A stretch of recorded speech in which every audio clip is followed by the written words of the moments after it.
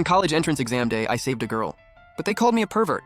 After the exam, the internet exploded. She posted a crying video saying I took advantage of her while saving her. She said no girl would ruin her own reputation to lie about someone. That one sentence nailed me to the wall. I held back my tears and scored 6 on 66 points. I waited for a major media interview to clear my name. Then my parents got run over by a crazy student driver and died. I got a second chance. I woke up back on the way to the exam. Last life, because the test site was far, I left 2.5 hours early. I stood at the bus stop waiting for the exam shuttle. While waiting, a girl next to me grabbed her chest and collapsed. My mom's a nurse. She taught me CPR. I didn't hesitate. I started CPR on her right away, kept going until the ambulance came, then rushed into the exam. But when I walked out after the test and checked my phone, my world collapsed. The girl from that morning, her name was Jung Yue, also a test taker. In the video, she sobbed from her hospital bed, claiming I groped her while she was passed out. That bus stop was old and had no cameras. No witnesses either. No one could vouch for me. Jung Yue kept repeating, no girl would risk her reputation over a lie. Because of this, I got flooded with online hate. Even my parents got dragged into it. My mom's a nurse, my dad runs a hot pot shop. After Jung Yue's video blew up, our shop got trashed and shut down. Someone threw dirty water on my mom at the hospital. I knew that only a great score would get a credible media outlet to speak for me. So I pushed through the fear and anger and kept taking the tests. When the scores came out, 666 points, enough for a top university. That same day, Jung Yue jumped off the hospital roof and died. Her parents blocked our neighborhood with banners, demanding $2 million in compensation. My parents were so harassed they couldn't sleep. While delivering goods, my dad was chased by a clickbait reporter and crashed into a crazy student's big truck. Both my parents died. Everyone turned on me. Classmates threw rotten eggs and vegetables at me. I barely made it home, but right at my doorstep, I slipped on oil on the stairs. Cracked my head on the concrete.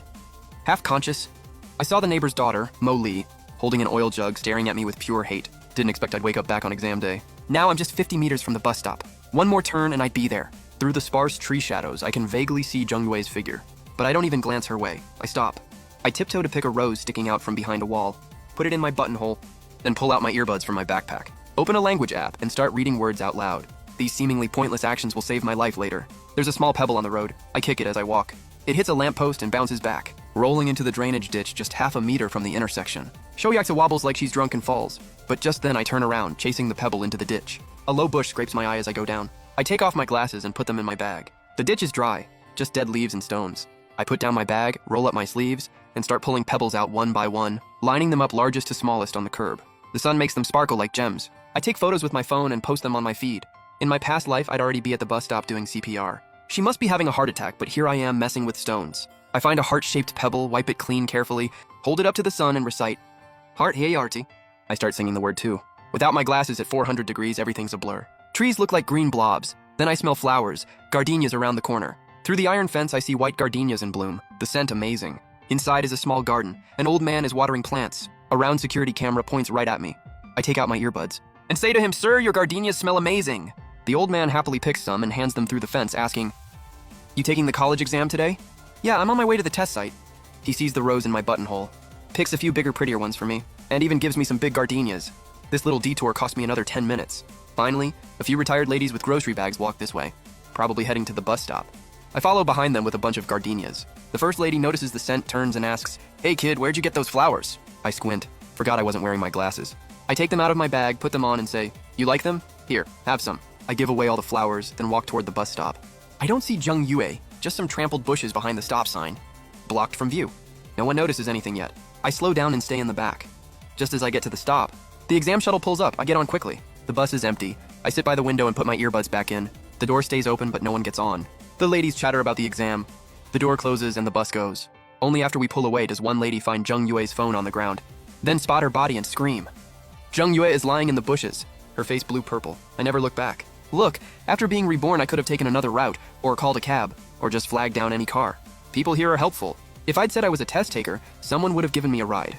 But why change? Since I got a second chance, I want to watch her fall into hell from right where she could have reached me, to let her stare desperately at the corner where I was supposed to appear and see nothing. Better if she dies. If not, she'll spend the rest of her life wondering, if only she'd been a little slower, would I have fallen for it? Penitence is for the wicked, not the good. That's how you destroy someone's soul. Made it to the exam site with 20 minutes to spare. This is my second time taking the college entrance exam. Last time I almost showed up late, nervous as hell. This time, totally calm and chill. Finished the test, went home, ate. Checked my phone before napping. No news about Jung Yue. Woke up and both my parents were home. My mom handed me a wet towel to wipe my face and said, "Some student had a heart attack at the bus stop this morning. They rushed him to our hospital. He's in the ICU. Don't know if he'll make it." My dad said, "Yeah, I heard. What a shame. So young." Mom, our son still has exams. Don't bring this up, you'll scare him. My parents are kind. They feel bad for him, not being able to take the exam. They have no idea he got our whole family killed in the previous life. Didn't he say I didn't know how to do CPR and was just taking advantage of him? Bet he likes this outcome better. I had afternoon exams, but I didn't want to take the bus again. Got my dad to drive me on his scooter. Once you lose something, you really cherish the time you have with them. Dad took off the cargo box, wiped down the seat, and complained jokingly, "You're taller than me now, man. No room for your legs." I'm 18, 6'3". My dad's only 5'7". I've been taller than him since middle school. I squeezed onto the scooter, put on my helmet, and rested my hands on his shoulders. "Dad, after the exams, can we go back to the hometown to see Grandma and Grandpa?" He eased on the throttle. "No way. You're about to start college. I need to save up to buy you an apartment." I pressed my forehead against his broad shoulder, eyes getting misty. "You can make money anytime, but the summer after exams only comes once. And we haven't been back together as a family in 3 years. I miss them." To prepare for the exam, I stayed in the city over New Year's for tutoring. My parents had to take turns staying with me, so they went back separately. My dad started hesitating. A smart person doesn't stand under a dangerous wall or fight a crazy person. Best to just run. To convince him, I brought out my ultimate move. An 18-year-old guy who hasn't acted cute in years going full softy. Dad couldn't handle it. "Sit straight." I sat straight. Dad was grinning ear to ear. "Fine. I just got new stock today. I'll sell one more day, then stop. Day after tomorrow we go home, check your score there, let your grandparents be happy too." I walked into the exam hall, looked back, and saw Dad pushing his scooter, watching me with so much love. My eyes got wet again.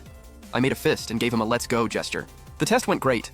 I've always been a top student, the kind teachers say is Tsinghua or Peking U material. If it weren't for Zheng Yui, I'd have had a bright future. Walked out of the exam, Dad was there to pick me up. Hang, you hot, tired, hungry?"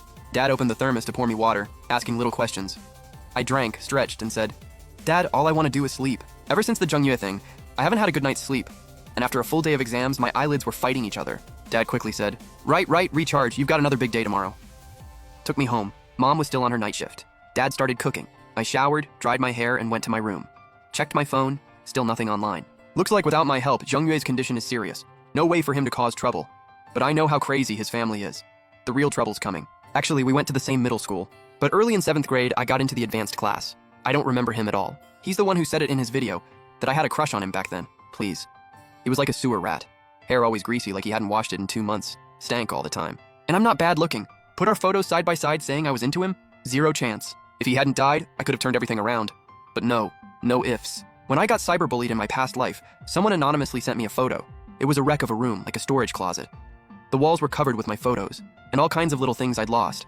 A towel, a water bottle, pens I'd used, even worn out underwear and old sneakers. The caption said, Zheng Yue's room. So he'd been stalking my life, even digging through trash like some perverted creep. The kind who didn't want to live anymore. Him showing up at that bus stop on exam day? No accident. He planned it. Zheng Yue's parents favored boys over girls. They planned to marry him off right after high school. He called me before he died and said, if I agreed to marry him and pay his parents $1 million in dowry, he'd clear my name online. Imagine a rat demanding you kiss it. I almost puked from disgust. Then he jumped. I recorded that call. Didn't matter. Respect the dead, that one phrase buried me. But what I don't get, how did he know I'd be taking the bus that day? Right before I died in my past life, I vaguely saw my neighbor, Molly. Molly and I were in the same grade but different classes. Our families had been neighbors for over 10 years but never really talked. Her parents were both private school teachers, super strict with her. They planned out everything. Wake up, meals, homework, sleep, down to the minute. If she ran late or missed anything, she'd get punished. Our rooms were right next to each other. I heard them yell at her so many times, "You're dumber than the guy next door selling spicy hot pot." Before my dad opened his restaurant, he sold spicy hot pot at the community gate. It was popular, so he opened the shop. Later, he made enough money to upgrade it into a hot pot conveyor belt place. Yeah, owning a small restaurant isn't as respectable as being a teacher, but we make an honest living. What right do they have to look down on us? I was already a good student. To make my parents proud, I studied even harder. Ranked first in grade every time. Became the other family's kid everyone in the neighborhood talked about. The couple next door yelled at their daughter while my parents were loving and supportive. Molly had plenty of reason to be jealous. The next day of exams went even better than my past life. Definitely getting into Tsinghua or Peking U. After the exam, I told my dad I was hanging out with friends. Actually, I went to the electronics market and bought 3 hidden cameras. I've got a clear conscience and I'm big. They couldn't take me in a fight even together. But I'm worried they'll play dirty, so I've got to protect myself. One was hidden inside my old worn-out Fang Daomen, covered by a 3D Fuse sticker from the new year. Hard to notice. One was in the living room and one was in my bedroom. I tilted the camera a bit behind the window curtain, and it could see 2/3 of Molly's room. If his door was open, I could even see into his living room. Right after I set it up and connected it to the surveillance app, I almost dropped my phone from shock. On the wall facing Molly's bed, there was a half-length photo of me with a huge red X drawn on it. The dripping stuff looked like blood, and my face was completely destroyed by darts. I was sure of it now. In my past life, he was also one of the main people who got me killed. The person who sent me that photo in my past life must have been him too. I looked up that account later, but it was deleted. But this time, the photo hadn't been sent yet. I created a new account and checked, and sure enough, it was Molly's account. Probably just a side account. Not many posts, but enough to be shocking. They were all videos of animal abuse. From the filming location, it was in my neighborhood and the small park nearby. Realizing I'd been neighbors with a psycho like this for over 10 years made me break out in a cold sweat. I quickly took screenshots and screen recordings of everything I saw, then reposted them using my alt account. I spotted a familiar profile picture in his following list. After logging into my main account, I saw the same person among my followers. He had never posted anything, but I remembered him. Whenever I posted something, he would view it dozens of times. I suspected it was Jung Yue. So I put the heart-shaped stone I picked up earlier next to the jasmine flowers on my balcony, took a photo, posted it, and also shared a sweet story about childhood sweethearts. The day after the college entrance exam ended, my mom took half a month of vacation, my dad closed the shop, and the three of us went back to our hometown. Finally, surrounded by the warm embraces of my relatives, I found the sense of safety I'd been missing. Relieved from the pressure of the exam, I completely let loose. I took my little brothers and dogs to run wild in the countryside fields, but I still kept an eye on Jung Yue's situation. Sure enough, she woke up on the 6th day in the ICU, just like in the past life. She went online and accused everyone who was at the bus stop at that time. 7 middle-aged women, me and the bus driver, saying we just watched her die. But honestly, she really was pitiful, because too much time passed. From the heart attack to being found, a full 20 minutes. The woman who found her didn't know how to do CPR, and waiting for the ambulance took another 20 minutes. 40 minutes total. It caused irreversible damage to her body. First, severe arrhythmia and chronic heart ischemia. She can't handle any stress, otherwise she could go into cardiogenic shock or cardiac arrest at any time. Second, brain damage. Her heart stopped for about 4 to 6 minutes while she was unconscious, causing permanent brain damage. Third, severe kidney failure from oxygen deprivation. She'll be dependent on dialysis for life. She's only 18, and it happened during her college entrance exam. The most important moment of her life, and it turned into a disaster. Just because she's that tragic, do we bystanders have to pay for her tragedy? Same as before. Everyone who was at the stop got dragged and doxxed by netizens. Even though I was at the very back, I was the first one to get exposed. All because I was also a test taker. Someone posted a photo of me leaving home at 6:30 a.m. They said I could walk to the bus stop in 5 minutes, but I didn't show up there until 7:15. Even stretching it, I walked that slow. Don't I bear some responsibility? Nice logic. You keep stretching it? I'd already be at the exam hall. I took photos the whole way. My stone post was sent at 6:50 a.m. My dad recognized the old man who gave me the gardenias as a regular customer. He contacted him and got the surveillance footage from his yard. The timestamps were perfectly clear, and you could even hear every word of our conversation. At 7, I was still picking flowers with him. Even though I was close to the bus stop, there was a corner blocking the view. I couldn't see the stop at all. I wasn't wearing my glasses either. The old man helped me get footage from several neighbors, proving I was on that little path the whole time.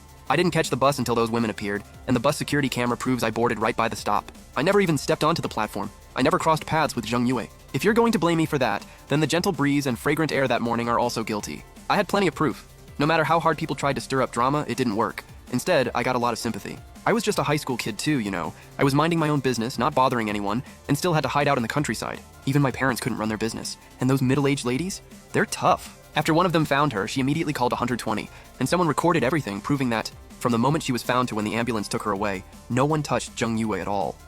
That stopped any false accusations in their tracks. Seeing Jung Yue's family try to twist things, they hired a lawyer and sued them for defamation. You know what they say. Never mess with aunties, especially the one with the big perm. She's the queen of Zhengcheng. Picking a fight with her was their real mistake. Not like me. I'm too naive. In this life, I'd rather be selfish than ever help someone who falls down on the street again, because I can't afford it, and I can't take that bet. No matter how crazy things got online, our family stopped responding. And with those 7 protectors on our side, they didn't need me anyway. On the very day Jung Yue woke up, I noticed on my social media that her account had viewed my profile over 100 times.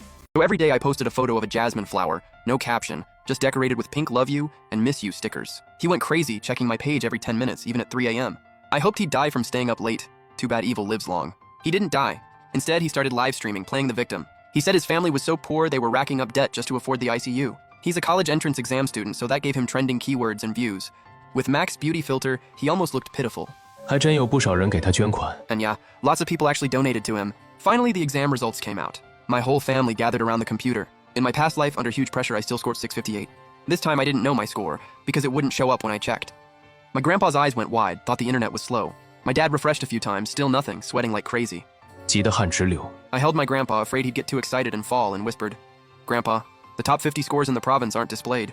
My parents finally got it. They yelled at each other, jumping up and down. That attracted all the uncles, aunts, and relatives from next door. Seeing how excited they were and knowing I was the exam taker, they guessed, did Hang Hang get into Tsinghua or Peking? Everyone in the village shares the same last name. Me getting into Tsinghua is a huge honor. Grandpa's hands started shaking. I rubbed his back while calling out to my dad. Look at Grandpa.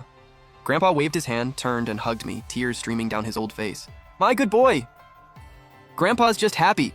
Why are you still standing there? Go to town, order meat and dishes, call all the relatives, we're throwing a banquet. Then he got up and flipped through the almanac to pick a lucky date. 看哪天办喜好。 My contractor uncle, Dr. Tang, immediately said, no need to order anything, I have a big black pig from last year saved for a gift. Slaughter it! I've got liquor too, I'll cover it all. Uncle, I even have mutai. The whole village was buzzing, spreading the news. 我爸的手机就是这回响起来。 That's when my dad's phone rang. Just by the number, I knew it was the Tsinghua admissions office. I quickly told him, it's Tsinghua. My dad's hands were trembling so much he couldn't answer. Grandpa grabbed the phone, muttering, useless. He answered, his voice unconsciously rising. Hello? I'm your grandpa. No, I'm Sheng Hang's grandpa. Yes, yes. 对对 Okay, thanks, okay. My dad leaned in, their two faces practically squishing the phone silent. I tried to put it on speaker a few times, but they blocked me. My mom and grandma hugged, crying and laughing. After the call, grandpa and dad were both teary-eyed, each hugging me from one side. Hang, it's Tsinghua University, you got into Tsinghua. That's how I learned I scored 708, the provincial top scorer. Even the TV station called. The local TV station came straight to our village and I did an interview. Countless parents of exam takers were full of praise for me. Before I went viral online, the story of being falsely accused by Zheng Yue became a hot topic again and made the trending list. I got even more sympathy. In contrast, Zheng Yue was trashed online. Her real photos and bad grades were leaked. Her live stream was full of insults, calling her an ugly troublemaker. My middle and high school principals kept calling my dad, offering me cash awards. My dad couldn't sit still anymore. He wanted to go back to Jiangcheng to do business and make money. So we had to postpone the banquet a few days. Grandpa and Grandma didn't mind. They were afraid that if we weren't home, someone would steal my acceptance letter. Back in their day, university spots got stolen all the time. I actually wanted to stay in the countryside until the whole Zheng Yue thing blew over, but the family pushed me into the car. 一家人被推上车。 Back in Jiangcheng, as soon as the car reached the neighborhood gate, we were swarmed by excited residents and had to get out. 我爸是做生意的。 My dad runs a business, knows everyone in the neighborhood, and everyone knows him. The top scorer is back. Mr. Sheng, how do you usually raise your kid? How did he score a 708? We didn't really do anything special. He's always been top 3 in his grade. What does he usually eat? What books does he read? He eats our spicy hot pot. My hot pot uses beef bone broth, tasty and not too greasy. My dad pushed me forward. I purposely stood on tiptoes to show off my height. What a handsome, talented young man. I always knew you had the makings of a top scorer. The aunties mobbed me, touching me for good luck, hoping their own kids would ace the exams next year. I finally escaped and wanted to go home, but my dad threw me a set of keys. Go open the shop and clean up, I'll go restock. Let's earn your tuition in the next few days. He seriously underestimated the value of being a top scorer. Before he even came back with the supplies, my mom and I were still mopping and wiping tables when the neighbors nearly overwhelmed our shop. The neighbors rushed to help and even suggested my mom rename Shengji Hot Pot to Top Scorer Hot Pot. Right then, my classmates showed up, and I almost buried my face in shame. Our class did pretty well. Everyone passed the cutoff for key universities, and many got into top-tier schools. 10 years of hard study, and now success. It really felt like that poem. Riding proudly as the spring breeze blows, seeing all the flowers of Chang'an in one day. Everyone was praising me and treating me well now. But in my past life, these same people threw rotten cabbage and eggs at me. With the neighbors' help, our business exploded. We worked until midnight, sold out everything. The whole street got busier. The flower shop at the corner even gave us a huge bouquet. Sunflowers, roses, carnations. Our family walked home together. Mom and Dad held hands ahead, all lovey-dovey. I followed with the flowers, taking a selfie with red roses in the foreground. Just as we got to our door, the opposite door opened, revealing Jasmine's parents with a fawning smile. Mr. Sheng, working late? Yeah, good business today. A few empty pleasantries, then we each went inside. I took a quick shower. Couldn't wait to get back to my room. Sure enough, Zheng Yue was visiting my profile. My account is real name, so a lot of classmates know it. Many of them liked my posts and asked if I was in a relationship. I didn't deny it. I opened the window camera and saw the footage, then screamed in horror. Ah! My mom heard me and came rushing in. What's up, son? On the screen, Molly was pressing her ear against the wall, eavesdropping. I shoved my phone under my pillow and pulled a charger out from under my butt. The charger banged into my leg. You're this old and still so careless. Let me see if you bruised your butt. It's nothing, just hurt for a second. Come on, don't be shy with your mom. The moment my mom left, I put my headphones back on and looked at the surveillance feed again. Molly was still pressed against the wall, staring at my window. Because of the angle, I couldn't see her face, just her long black hair hanging down. She looked like that ghost from The Ring. But once she realized she couldn't hear anything from my side, she went crazy, grabbed some darts, lunged at the foot of her bed and started stabbing my cardboard cutout like a maniac. I have no doubt that if I were standing in front of her, she'd stab me 100 times. I quickly dug my grip trainer out of the closet. While exercising, I scrolled back through the surveillance from the past few days. Turns out, the day after the college entrance exam ended, Molly's parents got a copy of the test and made her retake it, until 2 a.m. Then first thing the next morning, they beat the hell out of her. Because she underperformed. Normally she'd score around 600, but her estimate dropped by 50 points. And she didn't dare write down wrong answers on purpose. If her practice test didn't match the real exam, the beating would be even worse. But when the actual scores came out, she only got 490. She was beaten so badly she lay on the floor for a long time before she could get up. They even withheld her food and took away all her snacks. That night, she stood by my window like a vengeful ghost and stared for the entire night. And she did the same thing for days after. No horror movie is scarier than a girl standing on the other side of the wall and window, staring at you all night with pitch black eyes. Creepy, right? But compared to what happened to my whole family in my past life, this is nothing. I forced myself to ignore the discomfort, pulled the curtain halfway open, leaned against the wall, and took a selfie from my window. The shot caught both my profile and Molly's figure with a beauty filter. The horror scene instantly turned into an aesthetic, sad girl cinematic photo. This time I added a caption and posted it. Sure enough, first month logged in within seconds, and I set that post to visible only to him, deleted the image after, and used a view once feature. No screenshots, no screen recording, no trace left on the platform. But it left a deep mark in that psycho's heart. After deleting the post, I shared a song, Twinkle, Twinkle, Little Star. Molly's room walls were covered with posters of that singer.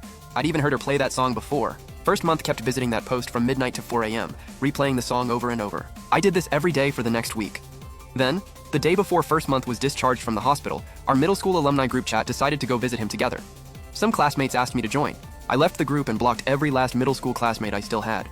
The first thing first month did after waking up was accuse me of leaving him to die. The news blew up.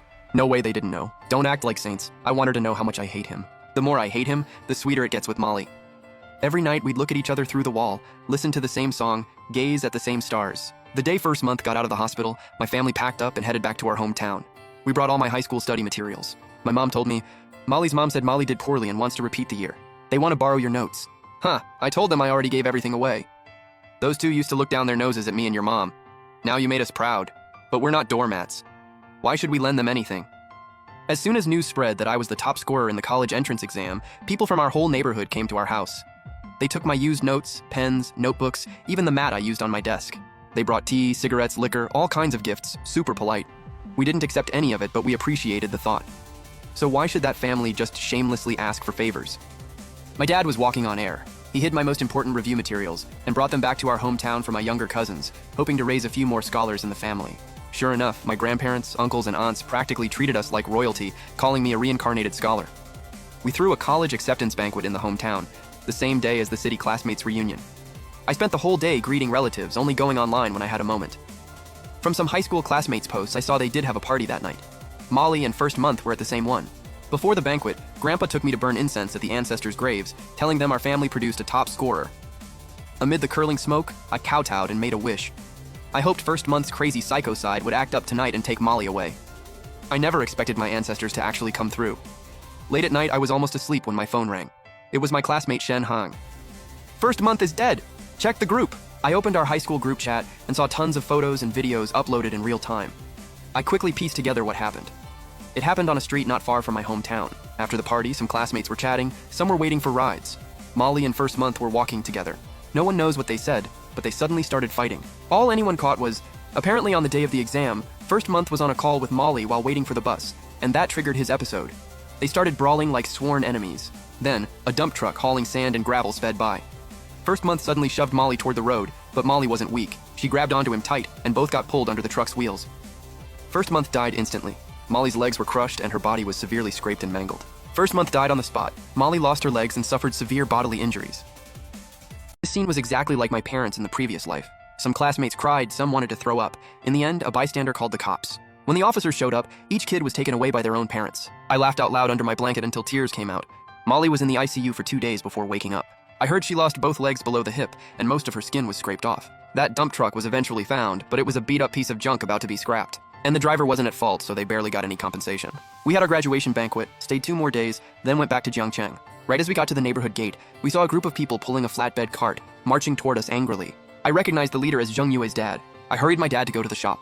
We parked, put our stuff in the shop, then went back to the neighborhood to watch the drama. That's when I found out the cart was carrying Zheng Yue's body. In this heat, they only had a few ice blocks. It already smelled. Everyone kept their distance, just watching from afar and gossiping. They said the Zhengs were being unreasonable since Zheng Yu was the one who pushed Molly. But were the Zhengs the type to be reasonable? With the dead are the greatest, they claimed the moral high ground. Just like in my past life, I saved Zheng Yu back then, and they still acted exactly like this. Molly's parents locked their doors and hid. They snuck away in the middle of the night. The Zhengs didn't stop.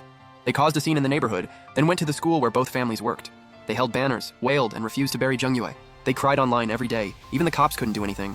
Molly's parents got fired from the school. The official reason? Ignoring bullying, taking bribes from parents, high-pressure teaching. They drove students to depression. Their reputation was destroyed. I stirred the pot online and led netizens to dig up Molly's secret social media account where she abused cats and dogs. It sparked nationwide outrage. Her page was flooded with curses. Extreme animal lovers sent funeral wreaths to her hospital room, photoshopped her memorial photos, called the whole family demons, and said they deserved to die. Everything that happened to my family in the past life was now happening to theirs. But this wasn't enough. This wasn't over. Every day I stayed sharp. I didn't let my guard down for a second. I always kept a hand gripper with me to train my grip, in case I needed to use it as a weapon. Looking at how Molly's parents raised her, they weren't normal people either. Now their daughter is crippled, they lost their jobs, their reputation is ruined, and they have no money. With no way out, one of them is a biology teacher, the other is a chemistry teacher. Who knows what they might do? What if they pull something like those chemical attack cases? Every day I felt like I was preparing for a war. I was on high alert. I stuck to my parents like a little kid, never letting them be alone. My parents thought I was just messing around at first, but after I explained, they got cautious too. A week later, the authorities announced a major mass poisoning case. The dump truck company gave the Jungs $500,000 as a goodwill gesture. Jungyu's body couldn't be kept any longer, so the Jungs finally went back to their hometown for the funeral. After exposing the Molly's evil deeds, Jungyu's parents got a taste of going viral. So they not only invited the whole village to the funeral feast, but also a bunch of attention-seeking influencers. Among them was the loser who ran over my parents in the past life, along with his parents. He was also a student of Molly's parents. He was one of the main forces cyberbullying the Mollys, and he even promised to keep going until the whole family admitted their guilt. Hundreds of people were live streaming at once, doing anything for views. It was absurd and ridiculous. It made the scene super lively, nothing like a funeral, more like a press conference. But as soon as the food came, everyone was poisoned, and it was all live. I heard over 1 million people were watching online. They witnessed the whole tragedy happen through their screens. The killers were Molly's parents. Because the day before, Molly couldn't handle being paralyzed, so she slit her wrists while her parents were asleep. They poisoned everyone, didn't even try to run, set the place on fire, and went down with everyone. Seeing this outcome, I finally felt at ease. With my parents' earnest warnings and the hopes and blessings of my loved ones, I walked toward a bright future.